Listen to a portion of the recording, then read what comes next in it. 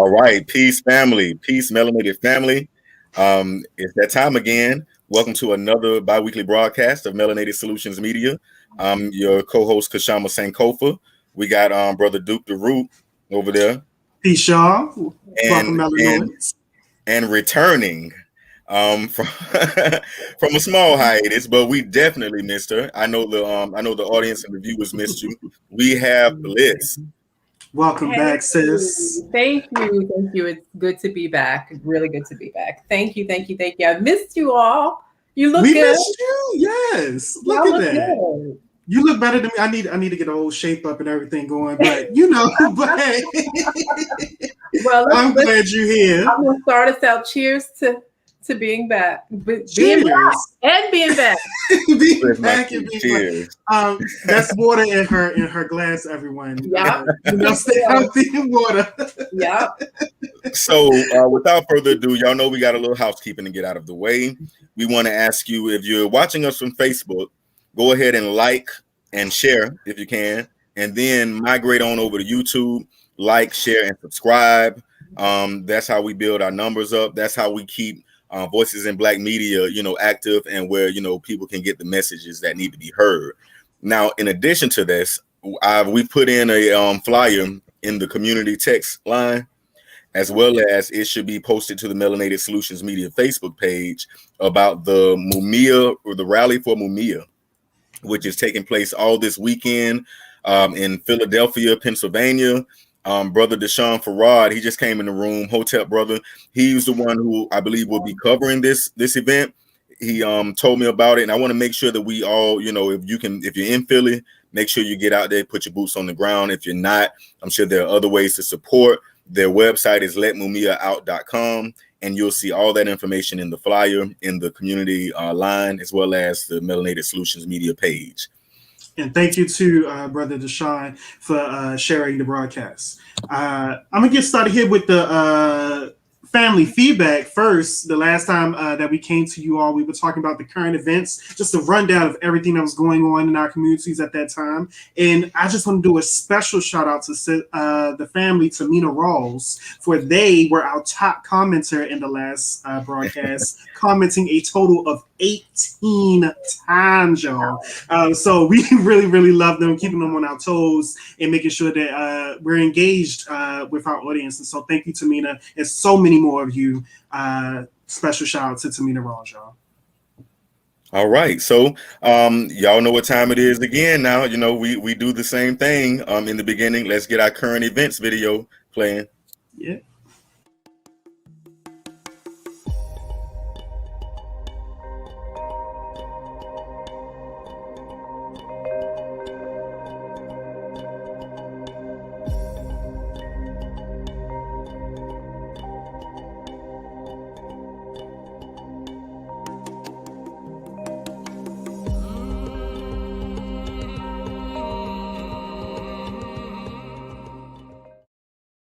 Mm-hmm.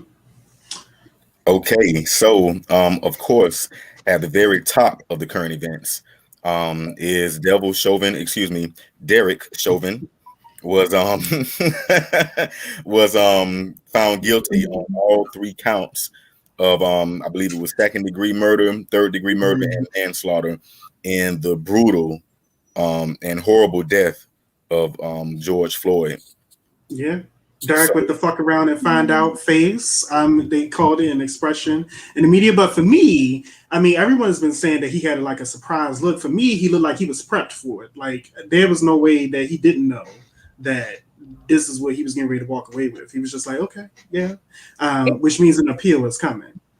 It's hard to gauge because to me, the arrogance of even going to trial and not trying to cop a plea ahead of time to me speaks volumes. The fact that he went to trial after that video, I don't know. I don't know what that face was. I don't know that I think Derek Chauvin is human and capable of human emotion. So it's hard to read that. I don't know.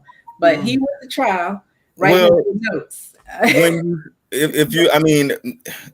Especially if you're white and you walk around and you see white people constantly getting away with things like this.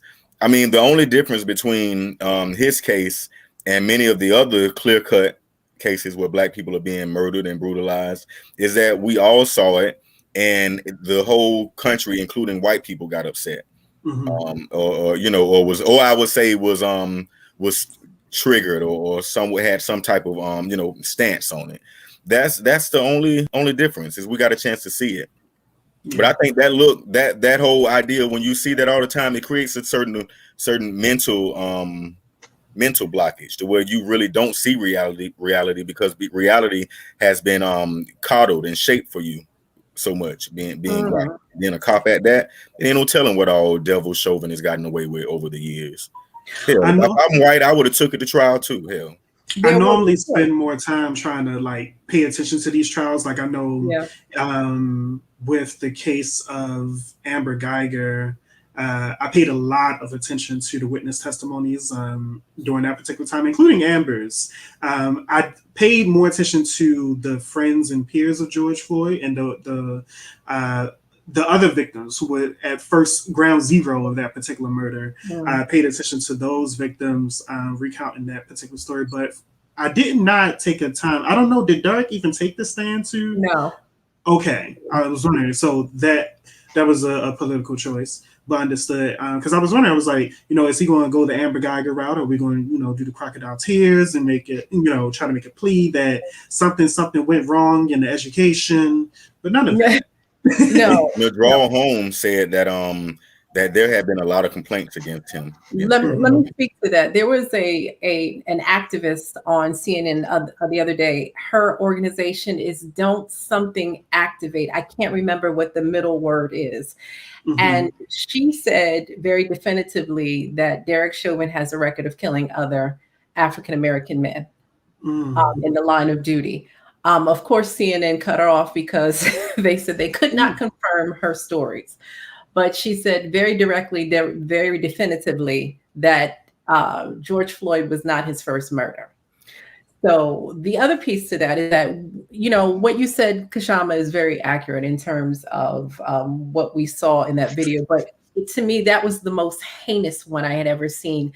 I thought for the first time that I had seen in looking in Derek Chauvin a face of pure. It was just different from what I had ever experienced. He looked like he transformed into a demon at some point to me, like literally. And I think I've seen them make that face before. Response of that you saw is that people saw a level of demonic. For lack of a word, he looked like he had gone into some point of possession that you had not seen on film before. And you had 9 whole minutes to experience it.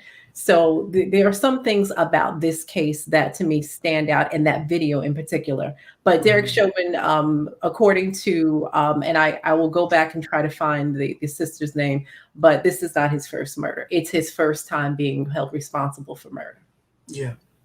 Well, to that end, as we get ready to move on, I do know that even just today, that apparently they are looking at throwing more charges at him for a previous incident of him kneeling on a teenager, a Black teenager, some years ago, I believe in 2017. So it's more poison in the water. I also want to say thank you and hello to Normadine Murphy. Hello from Philly. It's good to see you. Good to hear from you. We got Wazi in the building. Hey, Wazi. We got Aaron Ainsley. Hello. If you don't know, check in with Aaron. They do some work around peer counseling. If you have any issues or needs around substance misuse, abuse, they got you covered. Also see here, Swayza Burdine, thank you. It's good to see you. And Carl Taze. Oh yes, Carl Taze. I'm sorry, I was scrolling through. My bad. Hey family, Carl Taze Ransom. Hey Carl Taze. We can't hear you. Shaman, you muted yourself, buddy. Oh, my bad. You ain't even here to do it for you. You're going to do it. But before we do move on, I do want to get y'all take on the whole Maxine Waters comment. And the judge looked like he's trying to use her statements to, pretend like. Yeah, there's a few people. There's a reason to appeal or mistrial or something. How dare anyone have her real quote? Because I know which I have a paraphrasing of what she said. I don't have. But the point of who can I don't even care what she said.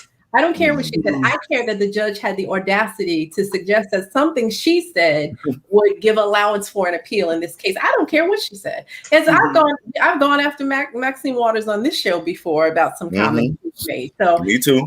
With that, I'm fair to everyone. I think I don't care what she said. I care that he had the audacity to try to use that and to suggest appeal. Is that in line with what judges do now? You trying to give this? I mean, in the whole white not say so. Judges do all kinds of things these days. They up here hugging murderers, giving them Bibles, telling them it's going to be okay. We got all kinds of messed up stuff going on in them court cases. Right? It's not funny.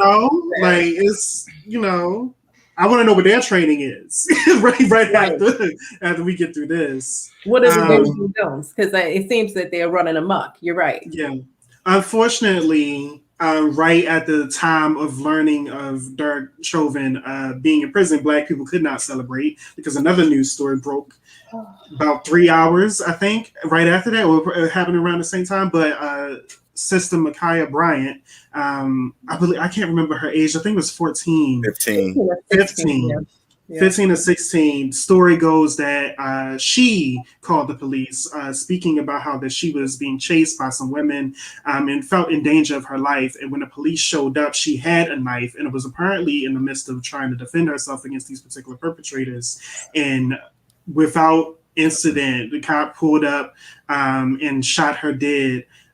In the illusion or the effort is that it was to protect the other particular woman, Black child that was there, or Black woman. I heard that these particular perpetrators were older. I've gotten a little bit more of the scoop as far as what was said to have happened. Now the facts are it was her little sister who called 911 that you can hear on the recording. But this supposedly stemmed from she was at her foster mother's home, of course. Foster mother was at work. Some of the foster mother's prior children or wards who had since grown up, and they came back to help celebrate the foster mother's birthday. She got into an altercation with some of those young ladies. And really, the only reason I went and dug into this story is because, there's so much being said and so much criticism. We lost Bliss for a second, but I'm sure she'll be right back. There's so much being said and so many critiques around the whole situation, and I really had not heard enough and didn't have enough context. But one thing I do know is that cops are completely ineffective with handling anything in our community, de-escalating or any type of peacekeeping. That's not what they're made for. They're slave catchers, and they're made to shoot, kill, maim, and incarcerate you and your children. Yeah. So stop all that calling the cops. I'm sorry. As a teacher and being in teacher circles, it's been interesting the dialogue that we've been having amongst each other, because we've been talking about how whenever there's an incident in school involving guns and knives, it is teachers' jobs and responsibility to de-escalate that situation and disarm the student. And we do that without training normally for those particular situations, and make sure that the children are safe at the end of it. And these are the things that we are doing in order to protect our communities, in order to protect our students at those incidents. And it's just really interesting about the level of guidance, care, and compassion that everyday teachers will have compared to these officers who are supposed to be, quote unquote, protecting the public. There was a wonderful, wonderful posting on a particular social media page. We'll share it in our community number when you text the show. And Adam will show that community number at some point tonight. It was interesting that they posted a live view of various different incidents where the police were currently engaged with a violent act of resistance with a white perpetrator, such as hammering a police officer, having a police officer trapped on the side of a car door and currently driving and hammering, and in various different other incidents. Another stabbing, officers being stabbed, and they were all apprehended without losing their lives. Right. And so I know, unfortunately, there's been a talk in our communities about whether or not this incident deserves the same kind of resistance or uplifting or focus as far as community activism. And what I hope to say to those individuals, I don't know, this is me speaking for me, and y'all can speak for yourselves, but I hope to say to those individuals is the trick is believing that you need them. And that violence needs to happen, but only from them, from the police officers, because it's clear that alternatives can happen. It's just that it's clear that they don't happen often for our community.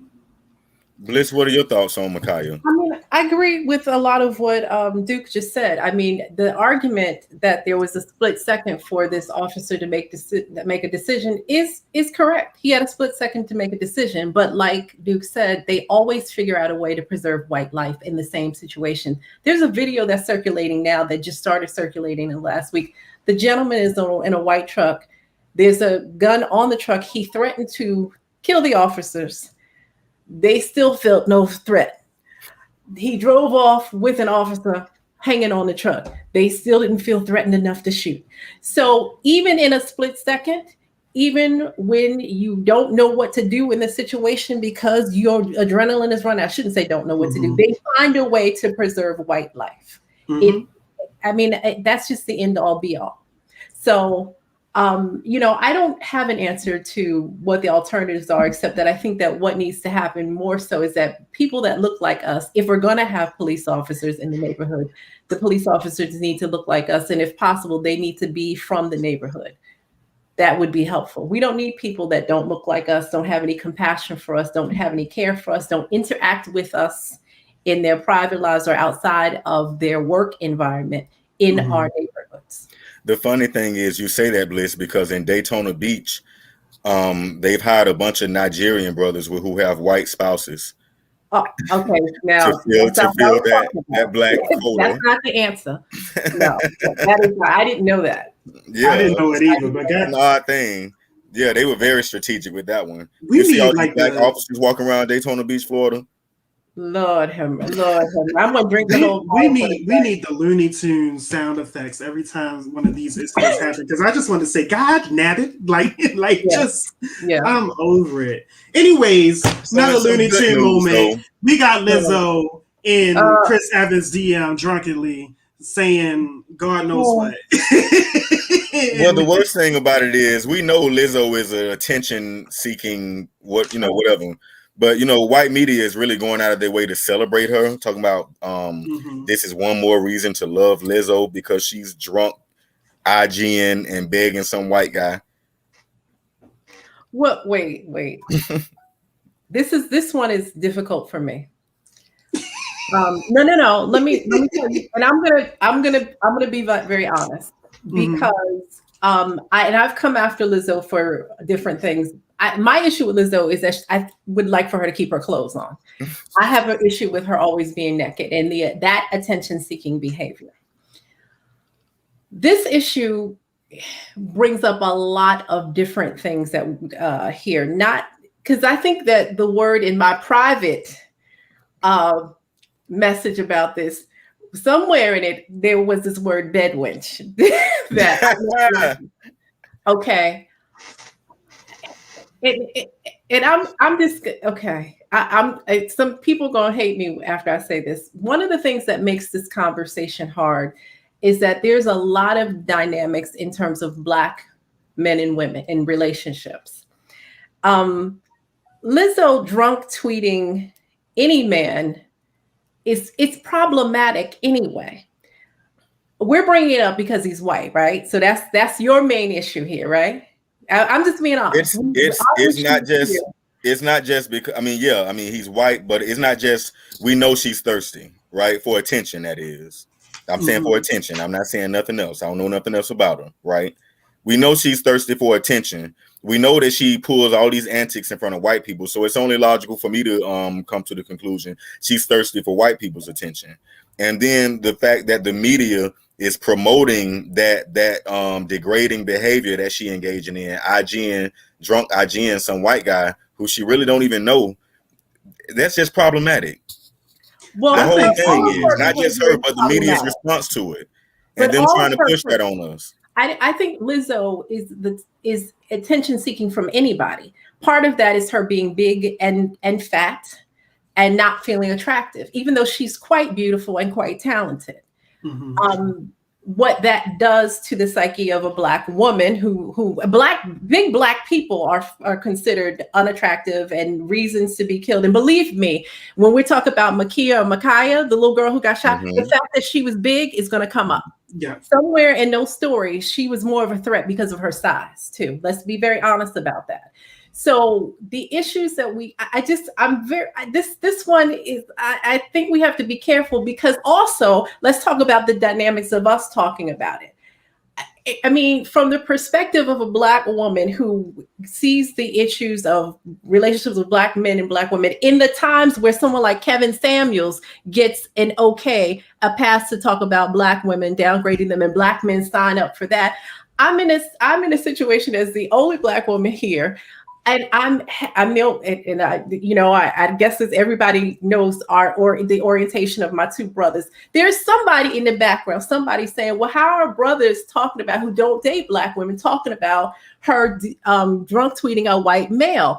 It is a lot of dynamics here. That's why this one is like, it absolutely is. Somebody, believe me, even though it may not come up here, somebody, hey, when I say sign off on this, it's gonna be in my ear. Like, well, you on this show, and these brothers are talking about Lizzo and who she likes to date when they don't date Black women either. So, well, let me say this then, because the check that I think she's better than that. I do too, I think she's lowering herself as a Black woman. Naked all the time, all this ass out, she's just problematic across the board. Here's another thing. She just got issues about herself that really I wish she would take offline. And white people are feeding into this. They feed into all her insane body positivity. You are not body positive. Sit in your large, because I'm a big woman. So it's not about her. It's about this incessant need to do something off kilter for attention. And people feed that bullshit. But attention is the new drug. So she's addicted like all of these millennials are. So when we talked about Lil Nas X, I don't believe we spared him for his for what my perspective to be of him being used and made a whole, what was that? Lil Nas X. Lil Nas X. When I discussed him being used by white media, you know what I'm saying, to call, just anything to just distract Black people, anything that's salacious, anything that you can, can stir up something. That's what he was being used for. Now, I keep hammering on the fact that white media is praising this behavior of what she's engaging in. It's as simple as that, whether she was a man or whether she was a woman or a man. I'm going to call that type of degrading, thirsty behavior out, especially when white media tries to promote that and act like that's the standard for healthy body or healthy self-concept. But here's the difference to me, and I'm gonna say it. The difference to me is that Lizzo is super talented and Lil Nas is not. Sorry. Well, I mean, I don't know. I can't detect no lies really. I don't know about super talented. I know she can play the flute and she can sing. He needs the antics because he ain't got nothing. I'm sorry. That little song is cute for your kiddies. It just like Shark do. People have different kinds of different. First of all, Baby Shark is, you might as well call that a multi-platinum selling song. Shark and that song he had with Billy Ray Cyrus are the same thing to me. They the same song to me. This girl is very different. So I don't know. When I saw it, I was like, Lord, this is gonna be one of those that I have really mixed emotions about. But Lizzo is problematic because of the attention seeking to me all around. And I just didn't want to harp on the fact that she drunk tweet, because she would drunk. If you were famous, she would drunk tweet you eventually. I don't think so. No, out of all of the Black men that she could be drunk tweeting, no, there's some. She admitted that she had this crush on Chris Evans. She had this thing for him or whatever. She'd been in them Black football players' DMs, and they probably answering her in private. They ain't answering her publicly, and that's part of the issue. And it is what it is. He didn't answer her at all until it was until she said something about it, again to the media. So he was really trying to just ignore it and move on. He wasn't even saying nothing back to her. But his brothers will holler at Lizzo. So Urban Tube. Out here. So Urban Tube said Bliss is saying that because you two are SGL that you can't care about what Black women do, and you both have no comment on that. And so I would say is, let me speak to that first. I said it because I know that off of this. I knew this was going to happen. I'm sorry. No, I know what you were saying, but please clarify yourself. I knew it was going to happen, but there are, and this person, I don't know if it's male or female, straight or heterosexual or not, I don't know. But here is the real deal. There are people who are going to, and women who we have conversations outside of this, and are going to say, well, if you're online with two, and it doesn't have to do necessarily be just Kashama and Duke. When Black men comment on, just like it was akin to like O.J. Simpson talking about who Black women date, you ain't date no Black women. You can't. Well, no, it's not, because we ain't creeping in and out the plantation. We ain't up in Master's house trying to get none of that. We ain't drunk texting and DMing. But I'm the oppressor to the idea that there are people that are like, well, you know, with all of the issues in terms of dating and all of that. So those things come up. And I'm not going to listen, Urban Tube, hide behind your name and I don't know what your deal is, but here's the deal. I know you're not going to, some folks are not going to like some of the things that I say. I'm going to say it anyway, because the reality is the reality. Those conversations do come up. And people do wonder when there's commentary on who's dating who. Black women, we feel like we catch hell from everybody. And I'm going to tell you that in terms of who we date, who we don't date, who's available, who's not. I mean, it comes from everywhere. And I'm not defending Lizzo because I've come after Lizzo before, but I'm cautious about touching this. Well, Urban Tube, I don't think Black women. All right, so what I was sorry, saying, I was speaking. Go ahead, dude. What you want to say? I do want to hear you. I was gonna say I think Black men and Black women. You guys, come on, hard or something. Like where Chachaka and them when you need them. So what I was going to say is that I'm gonna stick on the Lizzo story and then I'm gonna address Urban Tube's comment. So for me, it's the fact that this was not an open tweet, right? This was a DM and a recent DM.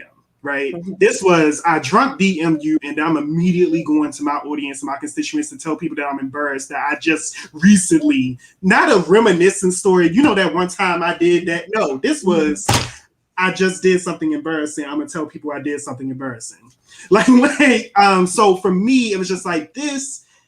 And your behavior speaks volumes about other things. And we know that Lizzo has some other issues going on with them. And they've articulated it. And so that's for me, that's just me what I would point out. If it was any of the Black men that I find attractive doing this behavior, I would absolutely be like, yo, what you doing? And call it out on this same show at the same time. And let me be clear. I can go through my playlist right now and I got more than Just Truth Hurts by Lizzo on my playlist. Okay. So it's like, it's not an issue. And so what Urban Tube said, well, one, if you know, I was trying to give a Black woman the space to speak about a Black woman's perspectives and issues and circumstances. And so therefore I was shutting my mouth. I was trying to, but I allowed, or wanted to make space for rather all of that to happen without me stepping up. And the truth is that what Bliss is saying is not untrue. It's absolutely a statement or a perspective that people have. And what I will say to that is that I would just need those particular people to come to me. I know that in this particular moment, Bliss is only articulating the perspectives of other people that we happen to know or exist in the universe. And there's no reason for me to articulate with ether. like I know how I feel about Black women and about Black people in general, and I try to navigate in a way that uplifts Black people. And so if I'm doing something quote unquote wrong, I'm going to listen to those people who are Black who are telling me this, and navigate in that way. And so that's just how I feel about it. I mean, you know, at the end of the day, I value Black relationships. And I don't make a inference about that. And when I say Black, I mean Black people with Black people. I don't mean Black people who have instances of love and romance and sexcapades with other races. It just ain't my thing. It's not what I think about when I think about my kingdom come. That ain't it, right? And so that's how I prefer to navigate. And if you got an issue with that and you Black, oh well, fam. You know, we got other issues to deal with. I respect that. let's actually move on to actually celebrate another black woman. Since we're done with Yes, Lizzo, we're gonna celebrate Mother Hester Ford, indeed. who just recently passed away. She was the oldest living person in the U.S. And I'm sorry Her to hear that. granddaughter says she was 116, but white media claims that she was only 115. But I would like to think that she was 116, and we say ashe to that queen and may she rest in power. We was also told that she was an innovator and an inventor, a black woman inventor. So yeah. Well, I want to be clear when I say I'm sorry. Anyone that says that they live past the age of 60 in America and they live still here in America, I'm like, ooh, I'm sorry. Right. I'm quite ooh. I would have hoped you could have made it out at some point, because that's definitely my goal. But I shout out to this black woman's life and the fact that she has a beautiful family that she uplifted and raised. I know her great granddaughter spoke mostly about her lineage, and that's just wonderful to see. I'm glad that she was able to make it that far without something else taking her out. Because Lord knows. And with that, I will say I'm curious to know her diet, because I'm gonna tell y'all this, and this is me going back to my funny part too. Listen, look, I've been looking at these people who be reaching like 100 and some years old, and ain't none of them vegan. Ain't none of them vegetarian, vegan. Nope. Ain't none of them. I be looking at it and be like, no, I eat the fish, I eat the chicken, I eat rib. I'm like, so what is happening with your particular palate that ain't happening with mine? We need to figure this out. What's going on? Well, Duke, I always say this: there are way more black people dying in their 40s, 50s, and 60s of preventable diseases than there are black people living to be Mother Hester Ford's age. So I don't necessarily take the exception or the aberration and apply that to being the rule. I much rather kind of no, absolutely. It's just that when I look at like some of the, because there's even like these stories when they talk about people who live closer to the equator, mostly not in America, who have like these longer lifespans compared to everyone else in the world. And I was just like, what are y'all doing? You know what, Adam? Adam needs to be and he gonna put it up there under the comments. Bye, Adam, y'all. But the truth about that is she came from a generation or a time when people grew food. Like a lot of her life, she probably grew off the land or ate food off, like my great grandmothers did. They grew food. They grew the animals, and they lived a longer time eating better food than we did anyway. We didn't start out getting the kind of quality that they had, and their thought process too about handling certain things was very different. There was a more simplistic way of being. We taken a lot of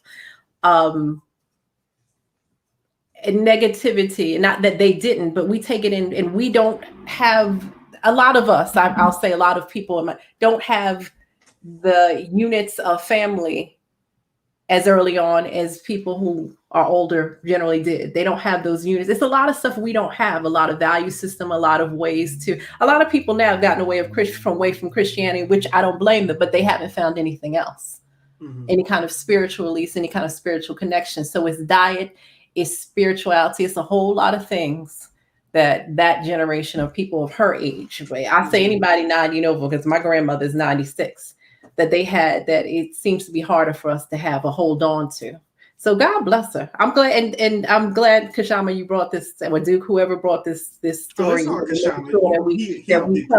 she got covered. Yeah. Amen to this, because she deserved to be covered. Definitely. Well, also, I want everyone to keep their eyes on South Africa, particularly the Lady Frere village, where there was, I believe it was, what does it say? I believe 4 men were found murdered. 2 of them hanged and 2 of them burned. And there was another victim as well that later died at the hospital, but police suspect that there may be a serial killer in the area. There were also some women who were killed months ago that were stabbed. So they're thinking that these murders might be related. And like I say, y'all just, keep our eyes on that area of the world, because we know that your so-called mainstream white media will not be. You muted yourself again, brother.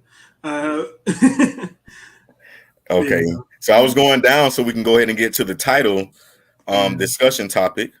Whereas what are we doing? We're ending black hate, or we stopping? What's the hashtag? The stop black hate. Right. So I mean, we know that there's another hashtag going around. I'm not going to repeat it. Talking about hashtag stop a certain type of hate. So we definitely wanted to kind of go off of that, but in reality, it's just longer and it's not as quite as alliterative, but it needs to be stop black oppression, because our stuff goes way deeper than hatred or dislike or anti remarks and whatever. So that's just giving y'all the background of it. Have y'all heard of the black woman arrested for making anti-Asian remarks in New York? I heard something briefly about it, but I don't know what she allegedly said that led to Bliss. You got the tea. What's going on? I don't have the tea on this one. Okay. I saw the story. Supposedly she made threats. She made violent remarks, and then she called an off-duty Asian officer a Chinese MFer. Is that what it was? Mm-hmm. And at that point, I guess he felt threatened and felt the need to. I'm gonna go here. When are we going to stop frequenting businesses that don't treat us well? Because this stemmed from her getting into it with the business, someone at the business. So I guess she didn't like the service, that there was a back and forth. This happens far too often. So when are we going to? I mean, this happens so often that I just, some of this stuff. Breathe. I'm just thinking, you could stop the cycle of some of this by just keeping your money in your pocket or spending your money elsewhere. Because, and I get what I know where you're going about but I'm just. Why are you in here spending this money? Why? What? That's part of my. That's the first thing I thought. We got to stop spending money. I agree with you, but then I'll say this too. I was just at the barbershop today, right? And I needed me a bottle of water. Like, got out and I was thirsty, and the only store right next to me, I'm waiting on the lift to come pick me up or whatever, is this Asian store, with the glass, between us and all of that stuff. And it's like they have monopolized the economics in our community to the point we've been shut out of business in our communities, to the point of where a lot of us are kind of limited to dealing with them. Now I understand this sister was at a nail shop. You ain't got to be at the nail shops. I get it. But what I do want to see is like, what the hell is going on in New York City? What are y'all black people doing for this to be a thing? Anti-Asian remarks when Asians be beating y'all down. Like, remember, I said before, part of what was considered Asian hate is shunning. I had never even heard shunning as included as a list of what could be included hate before, until this whole Stop Asian Hate thing. Shunning, meaning ignoring someone who may be. All I'm going to say is that the definition of hate crime got really, really broad for a certain community, and is very, very limited for ours. And this is not even speculation. This is just proven by general court cases. You got to do so much work to prove something as a legitimate hate crime, even when the person has a manifesto, has said N words, has done all that.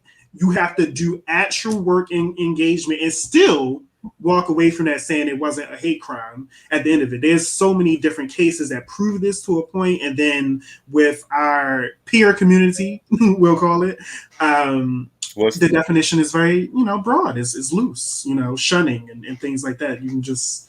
Well, one thing, if you open up a restaurant next to one of their restaurants, and everybody in the community walks past them and supports you, that might be a thing. I don't know. But what I was going to say is that the whole hate crime thing for black people has always been like a non-factor. So what's her name? Supreme Court Justice Amy Coney, or whatever her name is, before she was sworn in, one of her past cases was brought up, whereas an employer was using the N word around the employee, and she ruled that was not. It was not a hate crime. Yeah, that doesn't create a hostile working environment. Right, No, he doesn't have a right to sue. You know, so this ain't new for us. So now you want every little on an Asian is a hate crime. Kiss my. But it's working for them because they've got more. It's funny because we talked before about Asians not really being in the whole political debate about who's becoming president because they don't have to be. They don't have to be involved with that. But when they want something or need something, they can band together and they can get things moving. They have political power, whether they exert it or not, and they have money and the funds to support it as well. Mm-hmm. That's the other thing that Asians have. But we would be remiss if we didn't mention the amount of cultural cohesion that is present there. Like that, it's just a matter of sociologists who look at this will say that they have the cultural buying power and stock, investment, and self-worth and esteem to fight for themselves when something like this happens. In comparison to us who are so disenfranchised in trying to be Native American and half this and half that, everything but Black, including identifying as queer, in exchange for some kind of political buying power. So also in New York, the Black doorman who actually called the cops on when the Asian lady was being attacked by that brother who had just like killed his own mama and somehow was never dealt with, but they actually called the cops for that woman, and now they were fired for not endangering themselves and attacking this crazed perpetrator. Yeah. Said that they get fired for not leaving their jobs. They were expected to leave their job, leave their post, and to go out and to attack somebody on the street or to get into something with somebody on the street. After they helped her. They've been fired. Yeah. So I want to make sure I'm understanding. So they did help her because the video I saw was only the closing of the door, and I know somebody was on the phone. Mm-hmm. So they did help her after the guy walked away. Yeah, that's the story that we saw. That they helped her after the guy finished the incident. They helped her. They pulled her up, brought her into a safe environment, and called the cops. But because they did not intervene with the attack itself, they have been reprimanded and let go. Is that part of their job description? Absolutely not. I'm not being funny. Absolutely not. They're not security guards. So they're not security. They simply open the door. And if that man has stomped a hole in their heads, or threw them out in traffic, that company wasn't liable to do anything to support them in or to pay their medical bills. This is bullshit, man. I'm telling you. You pissed, and it's all right. Because everybody else is stupid, bro. Look, I'm not gonna lie.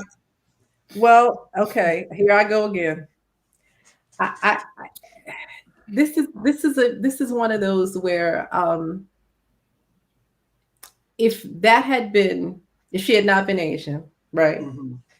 And it was a sister, I would be, and I'm going to tell the truth. I'd be thinking, how in the hell did these brothers not come out and help this sister? But here we are in America, in this climate, in this situation.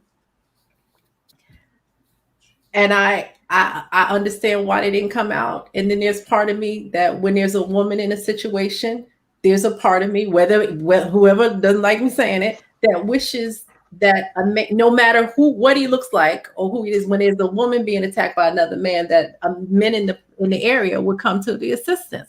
But race and this, what we go through, colors and flavors, and affects how we move and can move in this country. And here we are in this situation right now. And legally, I'm not doing it for nobody but a Black woman. Legally, you don't want my opinion on this because legal. I just want to be honest. People are not gonna like my honesty, and you got to know I don't care. I'm very clear that I think people who like me gonna be like, oh no, we can't talk to Duke no more. But I get it too. So this is one of those quandaries where I mean, it's not in their job description. But then again, if we were talking about if I were in that situation, I'd be pissed as hell that two brothers stood there or two men watched me get my ass whipped and didn't come out to help. I mean, yeah, I think for me, when I look at an incident like this, more immorally or morally reprehensible. It's definitely something that it's not something that I would like to happen. However, I don't think it's something where the person was supposed to lose their job. No matter how you may feel about it, yeah, that's where I will stand at on that particular component. I will say this. Oh God. Black men, if it ain't a sister in trouble, mind your business and keep your ASS safe. Straight up. If it ain't a sister in trouble, mind your business. Because the narrative can be turned in any kind of way against you. And damn if you do, damn if you don't. And on top of that, what I will add is I stepped in on a sister being abused in front of me and a bunch of others on a public bus stop during the uprising here in Baltimore when their tanks rolled in the streets and everything else. She was being abused by apparently her lover. I stepped in because I had heard a kick from up the block that sounded like a punt, like almost sounded like a head being taken off. And I walked down there to find out what was going on, saw her on the ground, saw this fight getting ready to happen. He went to go kick again, and I reached out to stop him, and he pulled out a knife, and that was a whole other incident. And so I will say to brothers in those instances that carry your weapons because learn how to use them. Stepping into those, do not step into those incidents trying to be a quote unquote hero. Know that if you're doing that, you are engaging in protection of not only that particular woman or other person, but protection of yourself as well. And it was about to be a whole other thing. Thankfully, it did not transpire. Unfortunately, after all that happened, she went right back to him. That's a whole nother mental health issue. Right there in front of me. I'm like, I literally almost got stabbed to stop, but okay. Wow. But here we are. Just know that you need to protect yourself too. You can't. Ooh, I'm not gonna say. Well, so follow me on my own situations if you want to learn what I think about patriarchy. What you saying? I respect both of your opinions about this. And legally, let's just take it from a legal perspective. If it was not in their job description and not a requirement, then I hope they get some good lawyers. And because you can't require somebody to risk them. They're not police officers and they weren't security for then it is what it is. Thank you, Fogle Pendo. He said a black man could easily be mistaken for the assailant in those circumstances. Thank you. That's exactly what I was saying. Don't be, I mean, damn that. Woman or no woman. I've seen white women and other women groups do some hell of a damage to black men off their word alone. Perfect segue. Lena said, thanks, Kashama. Stay in your lane. We stay caping for everybody else but us. Not necessarily true. Adam, roll clip. Yeah, we got to see this.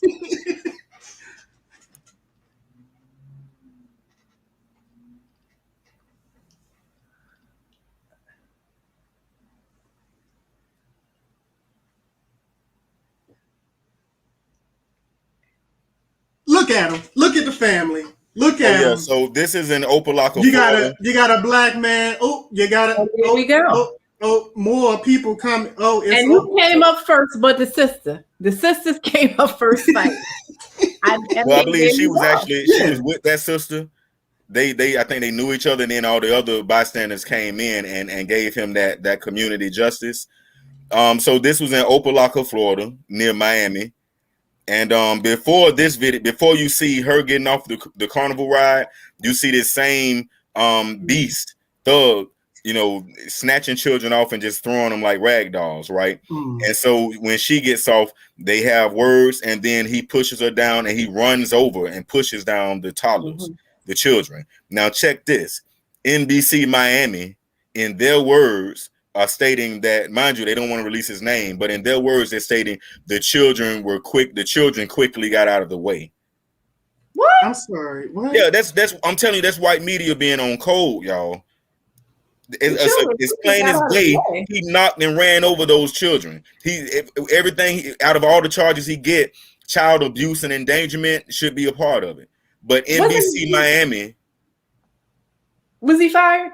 He was fired though. I believe, he was fired at the very least. And the police say that they have enough evidence for probable cause to arrest him, but yet they haven't arrested him yet, and they haven't released his name and image, but yet they claim they're trying to find him. How you trying to find him and you haven't released his name and image? And NBC Miami, you're trash, and you're not real journalists. You're propaganda for white powers that be. Mm-hmm. That's what I want us to do. I want us to protect. That's what we got to do more of it. And the truth is, I mean, when you talk to our elders, they say this. We used to do that all the time, and it was natural instinct. Now we hesitate to do it. But there's been more video evidence of these things popping up. I mean, like we seen the brother who was apparently assaulted by some white ex-military person in his neighborhood, and then black people started doing a parade outside the house. I mean, he was arrested already. So I was like, now you're just antagonizing the whole neighborhood. But, you know, do what you do. But there was other incidents, too. I remember a sister, I believe in New York, who had racist neighbors. And then there was like a community sitting on her porch for like months in order to make her feel protected and safe. That was after some New York. Yeah. So like there's incidents that occur. They are not frequently shown. I will say that. And I guess we just need more documented proof of us sticking up for each other. Because we forget that it happens, and we will run with that narrative that we're not doing or looking out for us, even when we have proof otherwise. But it's just something to think about. That's a big difference between what happened with, and I'll say this real briefly. When Derek Chauvin, one of my complaints was people were very peaceful and pretty quiet when they first showed up at Derek Chauvin's house. We've had enough of showing up and being quiet. Now we're showing up and being loud and letting our presence be known. Until they put the guards up and guard the houses like they're doing for that white female police officer that shot was Dante Wright. I don't know who's paying for that, but her house is fully protected, so we can't show up. The city is paying for it, and it's $9,000 in total to put that barricade up. Yeah. But do we have anybody that's from the audience that wants to join us? I mean, Adam, can you open up the lines for some of our Yes, if you got a question or comment, please join on in to talk with us. Do know that we adhere to a time schedule, so we want to talk to you briefly and then politely excuse you back to the audience so that way we can keep this show going. But while we're at it, please remember, if you text 410-826-6264, you can get in touch with our community. You can see various different media postings. We also post links to some of the information that we share on these particular live streams, so you can fact check and proof us or talk dialogue. Talk to us when the show is over. So there's just opportunities to engage with us that way. Before anybody comes in, we're gonna cover this whole aspect of like we see how we're being slaughtered by cops. You saw the cops pepper spray that military sergeant and like Micaiah, that little sister and everything, but we are literally being hunted for our body parts. Now, Bliss, I know this is one of your favorite stories from the broadcast because you had so many questions as far as the legitimacy of this story. You can't make this up, I guess, or maybe you can. There were over 1,000, like over 1,400 Black or African penises. I thought it was 7,000. What? I thought it was 7,000.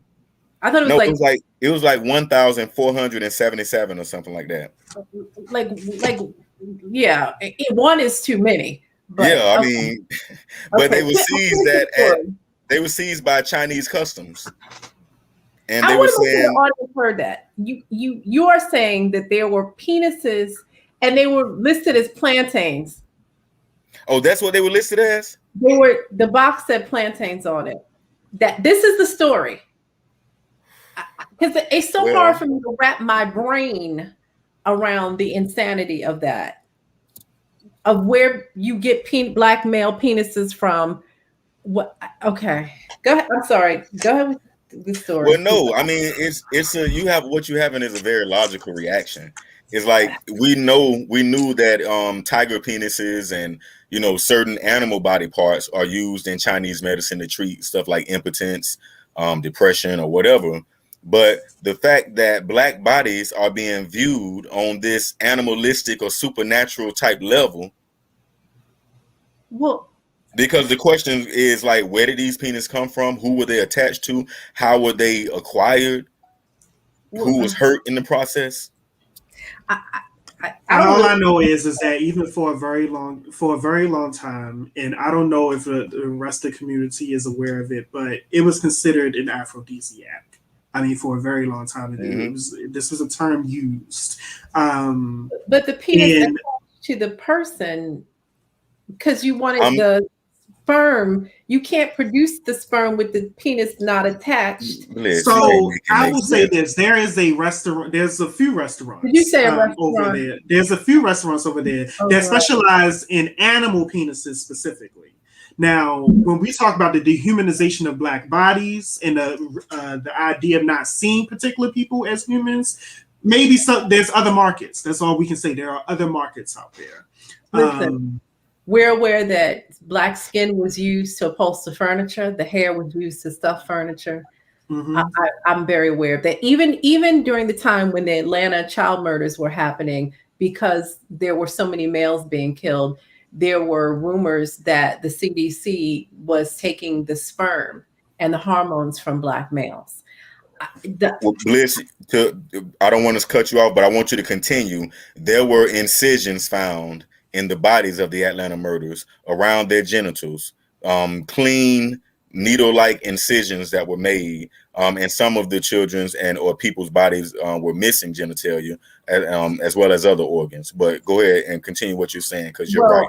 It just, that was just part of what was talked about. I think Dick Gregory talked about it, about the rumors of them using but these wayward penises not connected. And most people don't know this, that the foreskin that comes off of babies gets used. I know it gets used. Pharmaceutical, your hospitals sell it to pharmaceutical companies for use.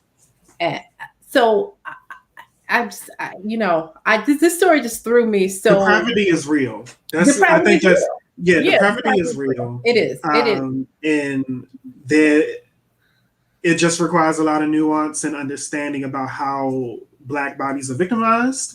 And it's just uncomfortable. Because when you're talking about growing up in America and like the idea of this particular patriarchy, and then Black men are supposed to be manly and blah, blah, blah, the idea of thinking that anybody Black and a man was unable to defend themselves from this particular kind of violence, it does start to raise questions in the psyche about, what is strong and who's supposed to be quote unquote protecting us and things like that. So that is another part of the narrative as well, that it messes with the psyche. We need more context too, because it's this. I would really love to know: is this some kind of fetish? Is this a pharmaceutical thing? Is this some kind of? What kind of experiment? Here's what I want to say to you: is that the movie Hostel was based on or inspired by real life events. You seen Hostel, the series, movies 1, 2, and 3? I saw the Hostel. Hostel is about a group of people from America, and they were white and some other like races, not necessarily Black. They would travel, and then they wind up getting into contact with this group called the Elite Hunting Club.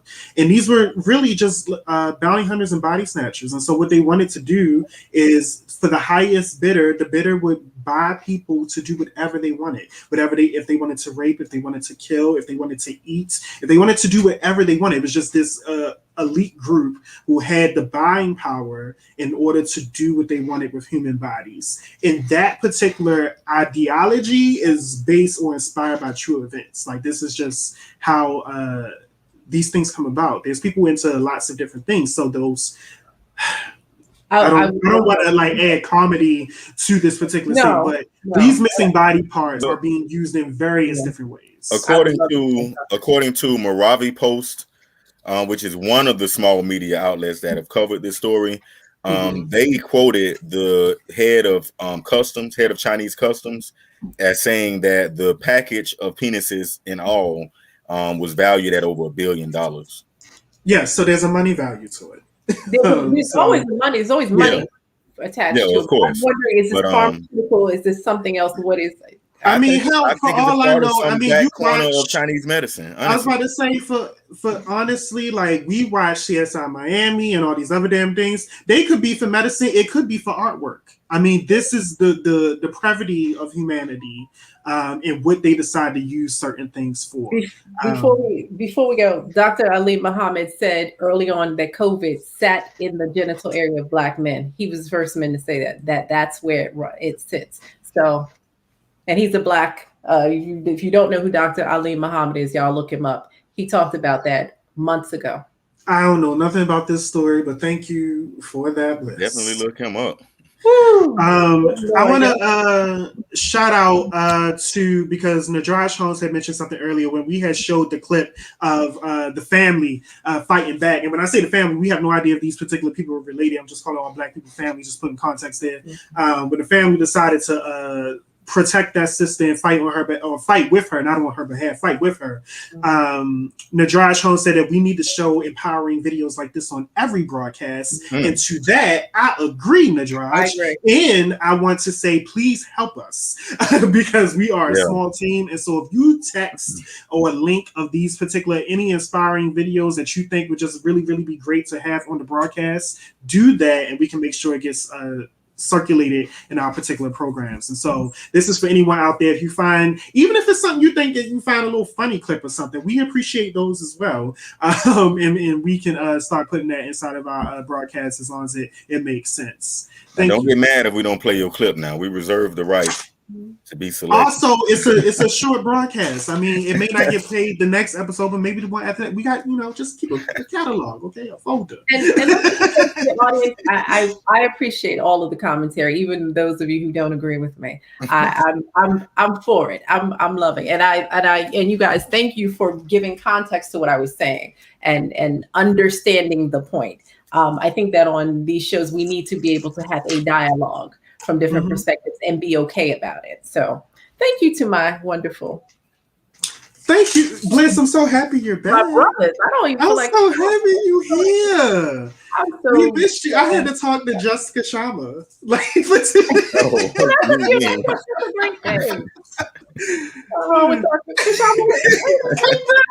gonna say I can take a Friday off. We need you. We love you. And Kashama, you were very, very quickly, I won't get into the details right now, but I will share with the audience on our next show what happened while I was gone. But Kashama, thank you for being supportive. Duke and Spirit, you just have this thing that I carry, and I want to thank you all for being supportive while I had. Let's go exercise together. Let's go. Let's go. I'm empty. I need more. Let's go do it. The audience is like, what? All right. Watch some previous broadcasts if you want to know what exercise means. But I think we're towards the end of this show. Which y'all think? Yeah, we are. Yeah. So at this time we say peace and blessings to all our melanoids. Duke, Bliss, any last words for tonight?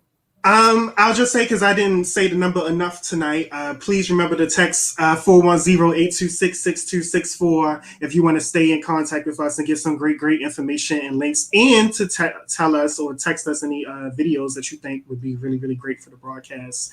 But in essence, y'all, stay up. Think about Black people. That's all I can say. Just think about Black people. It is difficult to think about us in a humanizing way sometimes, but just continue to hold us in that light. I know every week it gets harder. I mean, me, Bliss, and Kashama were stuttering trying to remember all the names of the victims just in the past 2 weeks.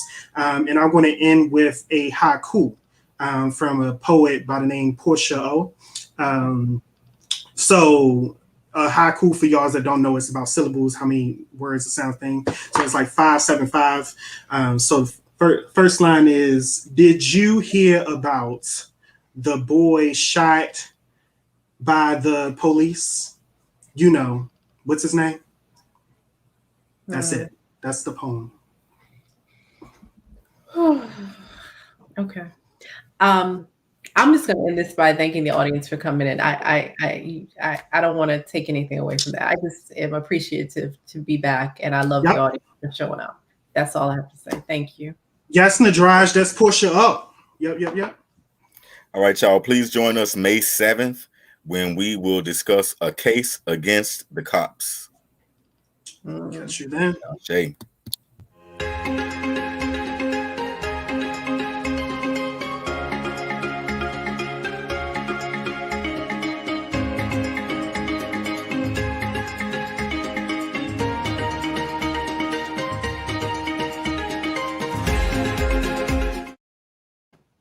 So why is Cleo disguising